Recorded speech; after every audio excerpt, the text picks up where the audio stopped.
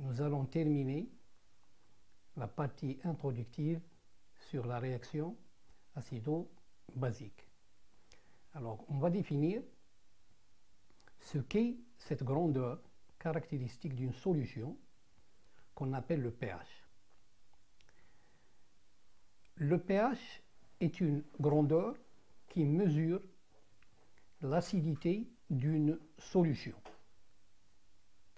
On le définit par l'expression mathématique pH égale moins le logarithme décimal de la concentration des ions hydronium qu'on note par souci de simplicité H+ au lieu de H3O+. Nous avons vu que les électrolytes se répartissent en deux catégories, comme on le voit sur le tableau. Il y a des électrolytes qui sont forts, c'est-à-dire qui s'ionisent de manière totale, selon une réaction totale, et des électrolytes qui s'ionisent, se déprotonnent, dans le cas d'un acide, selon un équilibre chimique vrai, qui est caractérisé par une constante d'équilibre que nous avons appelée Ka. Le pKa, donc, si vous voulez, pour un couple acide-base qui a une constante d'équilibre Ka, le pKa, il est défini par une expression mathématique similaire. pKa égale moins le logarithme décimal de la concentration de cette constante Ka. Et là, il faut savoir que le pH, en fait, qui mesure, c'est une grandeur qui mesure l'activité, ou si vous voulez, la concentration des ions hydronium. C'est une caractéristique de la solution. Je veux dire par là que on peut trouver différentes solutions qui contiennent, les unes contiennent des acides différents, d'autres qui contiennent des bases, d'autres qui contiennent des mélanges, mais qui ont le même pH. Le pH est une caractéristique de la solution et non pas de la substance mise dans l'eau. Donc, comme je peux trouver différentes solutions qui ont des pH différents et pourtant ils contiennent la même solution. Vous pouvez donc avec l'acide chlorhydrique ou l'acide sulfurique faire différentes solutions en prenant l'acide à des concentrations différentes. Par contre, le pKa, c'est une caractéristique thermodynamique du couple acide-base. Quand vous avez choisi un couple pour votre travail, pour votre réaction, la constante pKa est une donnée thermodynamique. Donc, il ne dépend que de la température, comme toutes les données thermodynamiques, comme toutes les constantes des équilibres, il ne dépend que de la température et de la pression. Bon, ici, la pression est vraiment négligeable puisqu'on travaille en solution et dans l'eau. Donc, l'influence de la pression est négligeable. Il ne reste donc que la température. Alors, on peut se poser la question, puisqu'on parle de substances, les unes sont des acides, d'autres sont des bases, comme on l'a vu tout au début de ce chapitre, d'autres qui peuvent jouer aussi bien le rôle d'un acide ou d'une base, ce que nous avons appelé les substances amphotères ou ampholites. Alors on peut se poser la question en disant, donc pour une base, est-ce qu'on peut définir le pKb? Oui, on peut le définir, mais comme on va le voir, c'est inutile. Nous pouvons donc définir le pKb pour la constante d'équilibre d'une base faible, par exemple, par pKb égale moins le logarithme de Kb. Mais puisque la constante de l'équilibre, Kb, il va s'écrire la concentration de BH+, qui est son acide conjugué, multiplié par la concentration de OH- divisé par la concentration de B. Le petit b là, c'est le symbole de la base dont on parle, qui s'ionise dans l'eau selon un équilibre, l'équilibre suivant que vous voyez. Alors, si j'écris la constante d'acidité de son acide conjugué, BH+, je vais trouver que Ka est égal à la concentration de B multiplié par la concentration de H+, divisé par la concentration de BH+. Et du coup, donc, si je forme le produit KAKB, je vais trouver qu'il est égal à la concentration de H+, multiplié par la concentration de H-, c'est-à-dire est égal au produit unique de l'eau, qui vaut à une température de 10 puissance moins 14, qui vaut à une température, pardon, de 25 degrés Celsius, 10 puissance moins 14. Et du coup, on a donc pKa plus pKb égale 14. Donc si je connais pour un couple acide-eau, acide-base, si je connais la valeur de pKa, j'ai déjà la valeur de pKb. Et donc il est inutile de définir le pKb puisque c'est une donnée implicite qui est là dans la valeur de pKa.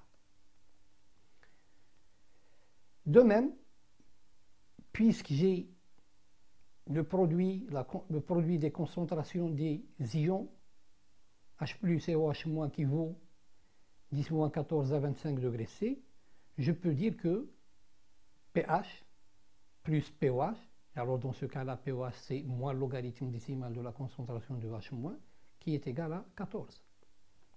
Donc si je connais le pH, ça veut dire automatiquement que je connais la concentration en ion-hydronium et que je connais la concentration en ion hydroxyde. Acidité, basicité des solutions en fonction du pH dans l'eau pure à 25 degrés Celsius. Donc là, vous voyez, sur ce schéma-là, lorsqu'on travaille, et c'est notre programme, c'est-à-dire nous traitons la réaction acido-basique dans un solvant bien précis qui est l'eau, et avec des concentrations qui sont faibles. Dans ces conditions-là, nous avons 14 unités de pH, comme on va le voir. Et lorsque le pH vaut 7, ça veut dire qu'on est au point neutre. C'est-à-dire qu'on a dans l'eau autant d'ions H+, que d'ions OH-, en nombre. Donc, ce qui veut dire en concentration. Lorsque la valeur du pH diminue, c'est-à-dire lorsqu'elle prend une valeur inférieure à 7, notre solution sera dite une solution acide. Et inversement, lorsque la valeur du pH est supérieure à la valeur 7, notre solution sera dite basique. Dans le cas d'une solution acide, la concentration en ion hydronium est supérieure à la concentration en ion hydroxyde. Et la situation s'inverse lorsqu'on a une solution qui est basique. Là, je vous donne un exemple de choses dans la vie de tous les jours que vous pouvez rencontrer pour avoir une idée sur la valeur du pH. Donc si vous prenez par exemple, là vous voyez que le pH, comme on va le voir, il est dans un intervalle 0,14, donc il y a 14 unités. Si je prends par exemple un citron, donc le pH d'un citron, il est aux alentours de 2,7, 2,65. Le sang humain, son pH, c'est aux alentours de 7, je dirais 5, 6. Et donc là, pour avoir une idée sur la valeur, cette grandeur physique ou chimique des solutions dans votre vie de tous les jours. Maintenant, si nous travaillons dans un autre solvant, autre que l'eau, ou même si nous travaillons avec de l'eau, mais pas à une température de 25 degrés Celsius.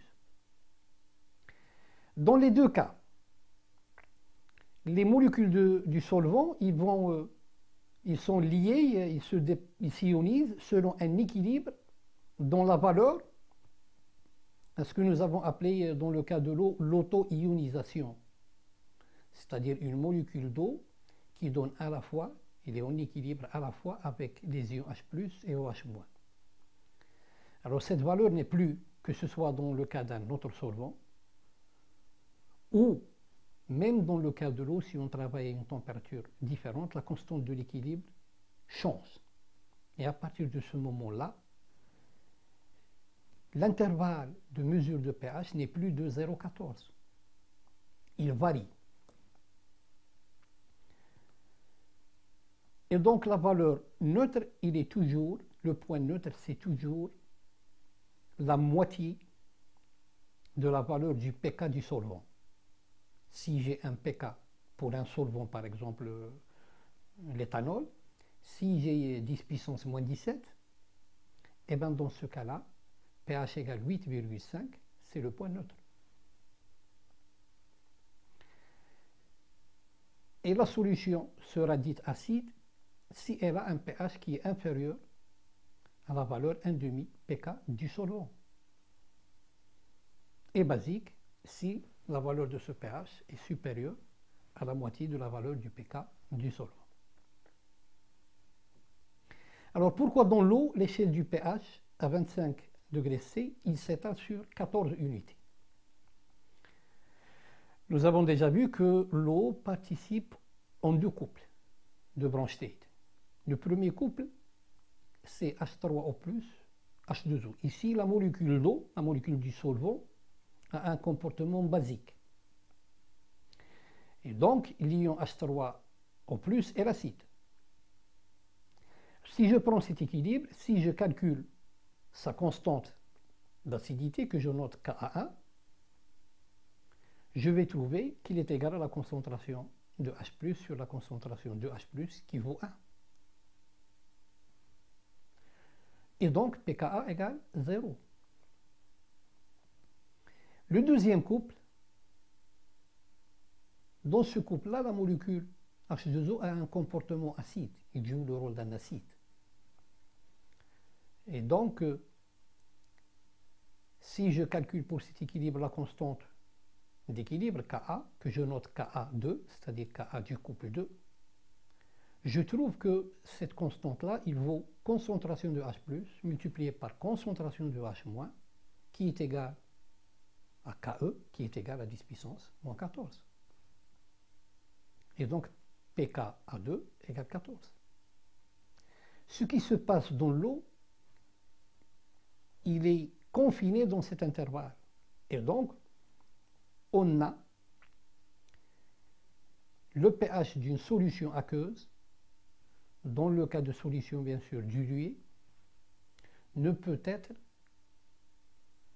que entre la valeur 0 et 14.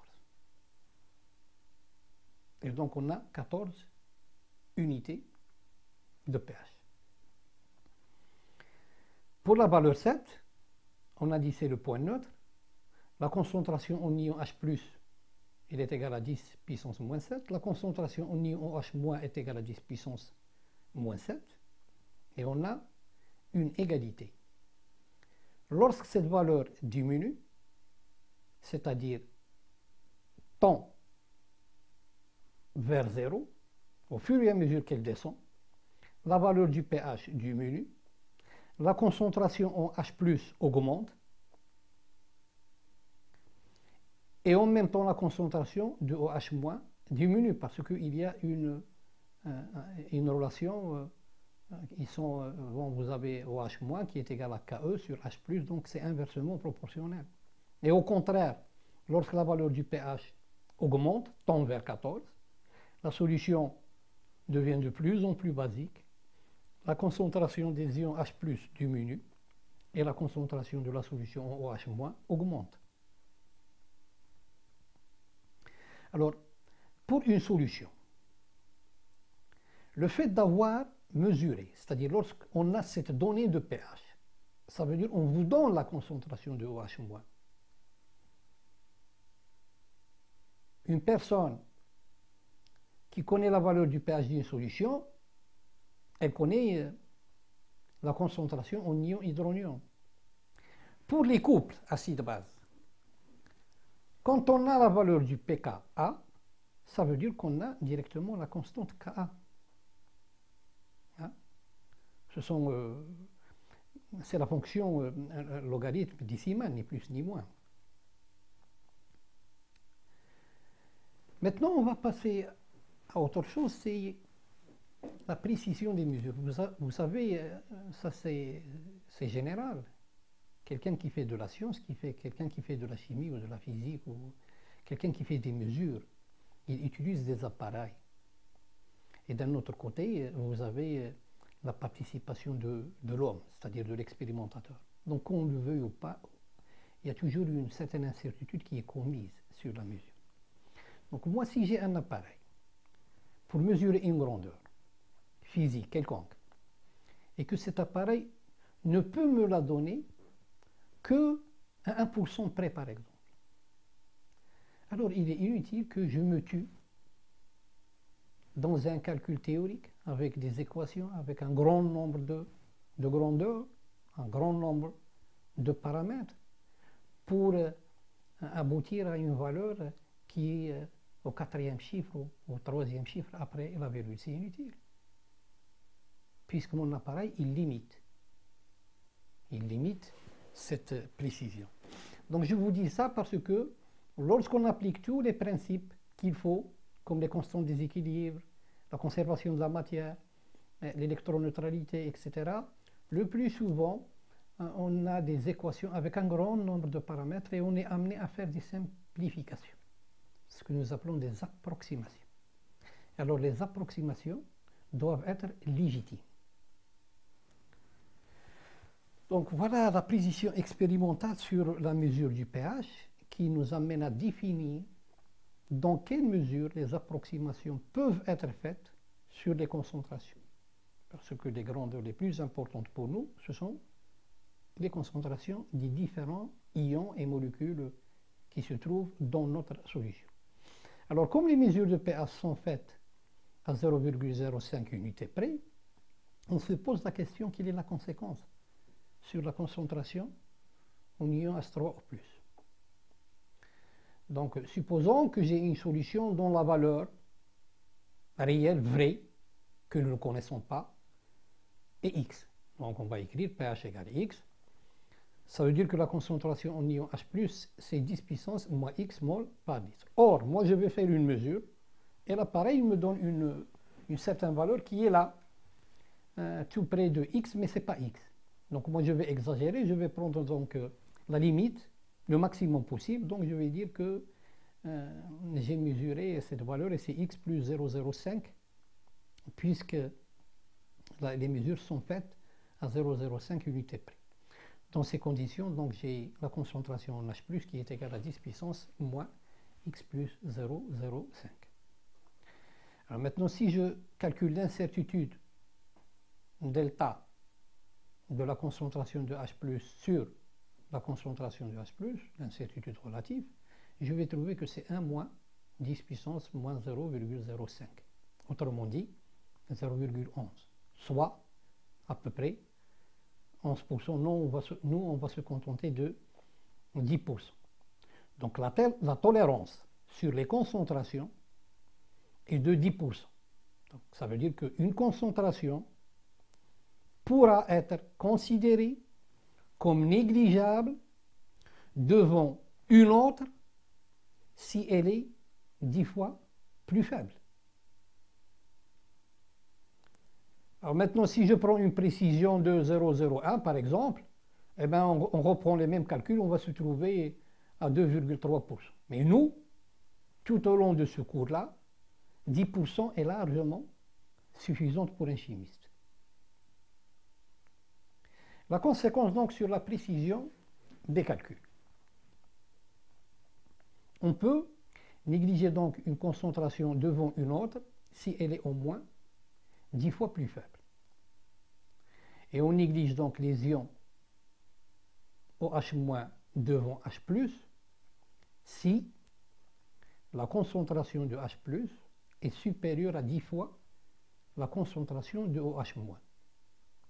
Ce qui veut dire que la concentration de H+ est supérieure à 10 fois, et là je remplace la concentration en OH- par Ke sur H+, parce que n'oublions pas que la constante Ke de l'équilibre de l'eau, quelle que soit la température, et dans toutes les circonstances, on a toujours concentration en H+, multiplié par concentration en H- est égal à KE, est égal à une température de 25 degrés C, 10 puissance moins 14. Donc vous remplacez la concentration de OH- par 10 puissance moins 14, divisé par la concentration en H+, et on a donc cette inégalité. Ceci va nous conduire à une autre inégalité, qui est concentration en H+ au carré, qui est supérieure à 10 puissance moins 13. Et donc pH est inférieur à 6,5. Ça veut dire quoi? Ça veut dire donc que si je prends un litre d'eau, que je mets dedans un couple acido-basique à une certaine concentration, si je mesure le pH et je trouve une valeur qui est inférieure à 6,5, je saurai automatiquement que la concentration en H+ est supérieure à 10 fois la concentration de OH-. Et par conséquent, je peux, dans mes équations, comme on va le voir, lorsqu'on va passer au chapitre des calculs des pH des différentes solutions, que je peux négliger la concentration de OH- devant et en présence de la concentration de H+. Alors qu'on peut négliger les ions H+, devant OH-, si nous avons concentration en OH- qui est supérieure à 10 fois la concentration en H+.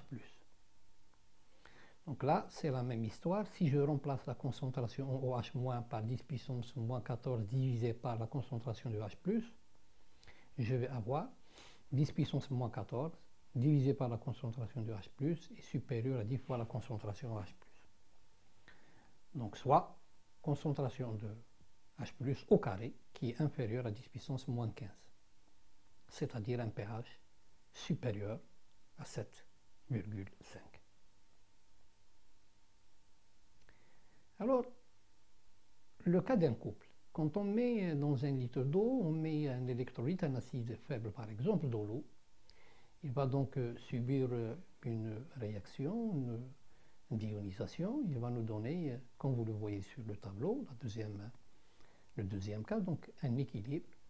Et alors, donc, si on cherche à comparer la concentration de AH, c'est-à-dire les molécules de l'acide qui n'ont pas été ionisées, avec la concentration de sa base conjuguée, A-.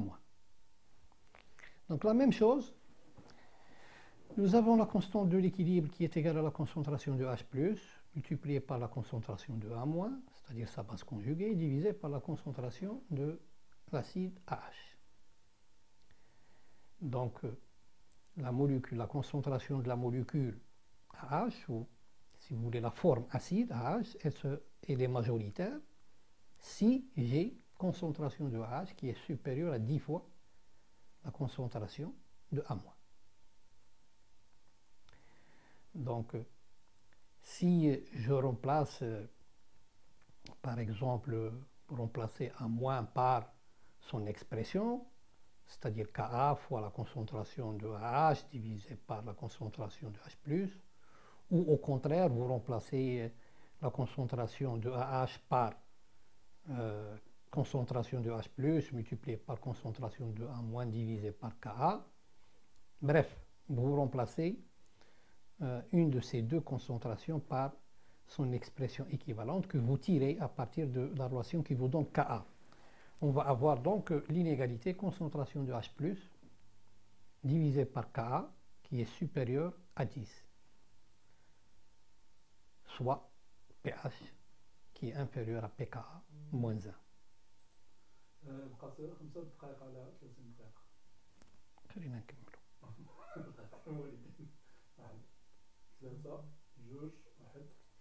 Donc on a pH qui est inférieur à pKa moins 1.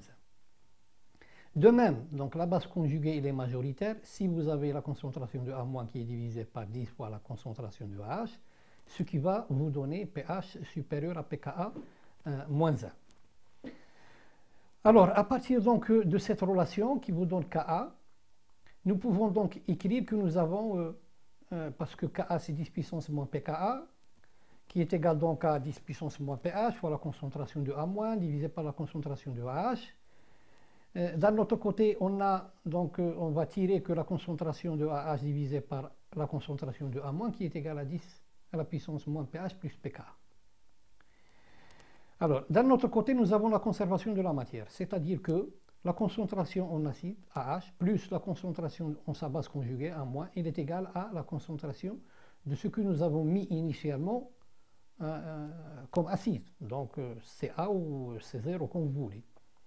Et donc, à partir de ce moment-là, vous pouvez tirer l'expression qui vous donne la concentration de AH et l'expression de la concentration de sa base conjuguée. Alors maintenant, si je divise par CA et que je multiplie par 100 pour transformer ça en pourcentage, et que vous pouvez donc tracer en utilisant l'Excel, parce que c'est une fonction mathématique qui n'est pas méchante, qui n'est pas difficile à tracer. Donc voilà ce que vous allez obtenir dans l'intervalle 0,14. La courbe qui est en rouge, il vous donne l'expression de la variation de la concentration en acide AH, et la courbe en bleu, il vous donne la courbe de la variation de la concentration de sa base conjuguée. Là, vous voyez que les deux courbes, ils se rencontrent pour une valeur de pH égale pK.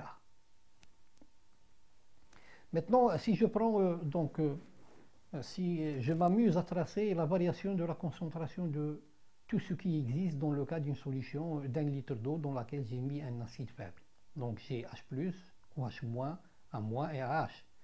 C'est ce que nous appelons les diagrammes de Celan. Je vais vous montrer comment, c'est tout à la fin de ce cours, comment on trace les diagrammes de Celan. Ce sont des diagrammes qui sont très simples, très faciles, très importants et très efficaces parce qu'ils vous permettent de remonter facilement, sans trop tarder dans des calculs compliqués, à la valeur du pH. Là, la courbe qui est en rouge, il vous donne la variation de la concentration en H+.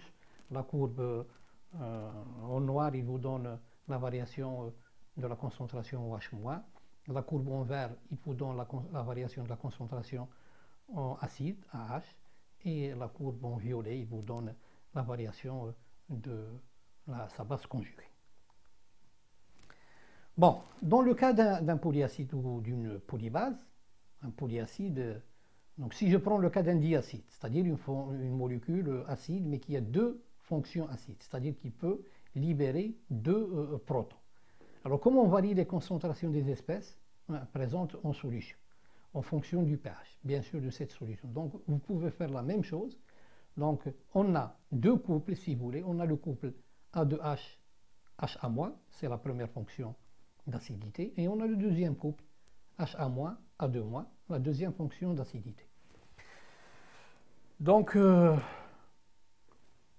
ces trois espèces, A2H, HA- et A2-, ils sont liés par un certain nombre de relations. Entre autres, on a la conservation de la matière. Ce que nous avons mis initialement doit se retrouver. Vous suivez au moins l'atome A, donc doit se retrouver sous ces trois formes. D'un autre côté, si j'écris la constante de la première acidité, j'ai Ka1 qui vaut HA- fois H+ sur A2H, AH2. Ka2, c'est la concentration de A2- fois la concentration de H+ sur HA-. Si donc je calcule, si vous voulez, la concentration de AH2 et de A2- en fonction de ces constantes-là, je vais donc tirer ces expressions que vous voyez devant vous. Et à partir de ce moment-là, je reviens à l'expression qui me donne la conservation de la matière.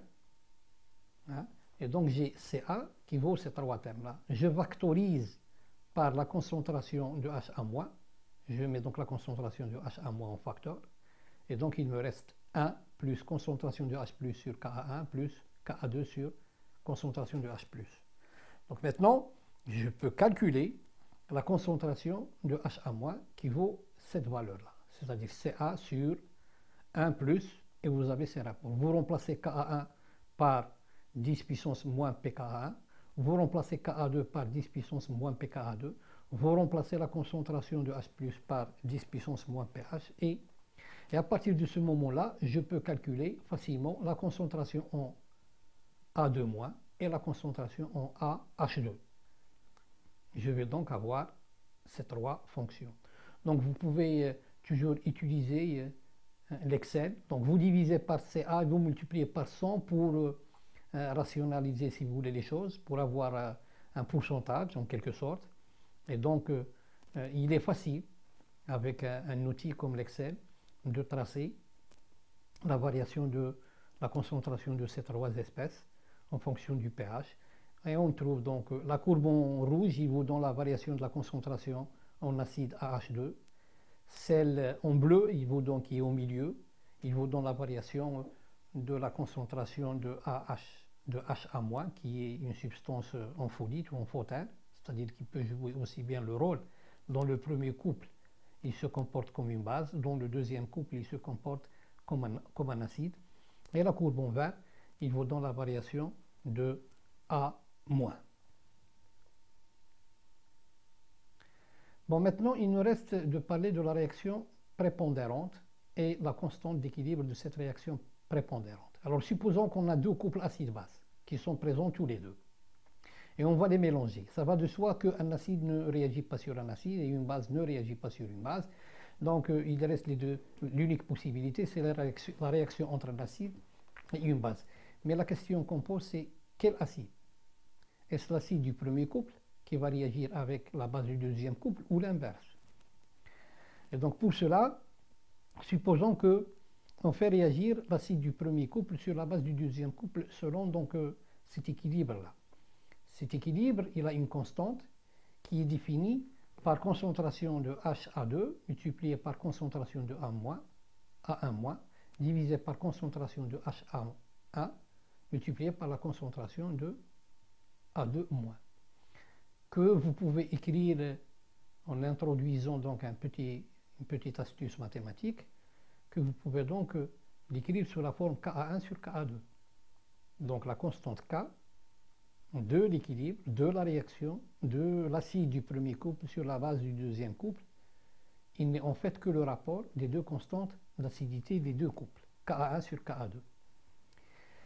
Cette réaction-là, elle serait quantitative si et seulement si la valeur de K est largement supérieure à 1. Dans ces conditions-là, nous avons donc Ka1 qui est supérieur à Ka2, c'est-à-dire pKa1 est inférieur à pKa2. Alors si c'est le cas, nous allons donc dégager une méthode que nous appelons la méthode gamma. Donc on prend tous les couples acide-base qu'on va placer selon un axe gradué en pK et dirigé vers le haut, avec les formes acides qu'on va mettre à droite de cet axe-là et les formes basiques à gauche, comme ceci. Les acides les plus forts ont des valeurs de pKa les plus faibles et sont donc placés en bas de l'axe. Les bases les plus fortes ont des valeurs de pKa les plus fortes et sont placées en haut de l'axe. Les deux couples de l'eau sont placés sur cet axe. Donc voilà un axe gradué en pKa qui va donc de 0 à 14. On place les deux couples de l'eau et on va prendre nos deux couples, le premier couple et le deuxième couple, qu'on va placer selon la valeur du pKa du couple. Et alors nous avons dit que la réaction elle est quantitative si et seulement si le pKa1 est inférieur à pKa2. Dans ces conditions-là, chaque fois que nous avons deux couples, 1 et 2, si pKa1 est inférieur à pKa2, ça veut dire que la réaction prépondérante, c'est la réaction de la base 2 sur l'acide 1 qui va donner la base 1 plus l'acide 2.